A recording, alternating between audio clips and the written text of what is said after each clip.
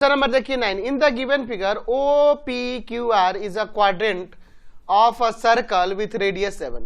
OPQR quadrant है circle का जिसका रेडियस 7 सेंटीमीटर दिया। ये 90 होता है, आपको पता है। व्हाट इज इट्स पेरीमीटर, इसका पेरीमीटर निकालना है।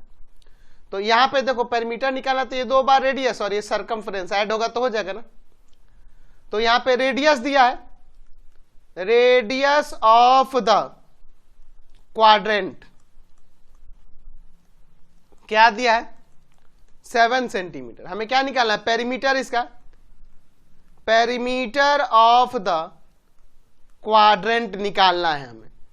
तो उसके लिए क्या करना होगा, तो 2 बार ये रेडियस और ये इसका सरकमफेरेंस, तो 1/2 पाई आर होता है ना क्वाड्रेंट का।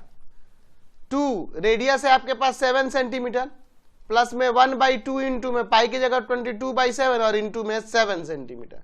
7 कैंसिल, ये इसे 11 टाइम्स में, तो यहाँ पे 14 सेंटीमीटर और प्लस का 11 सेंटीमीटर, यानी कि टोटल आ गया 25 सेंटीमीटर इसका पेरीमीटर।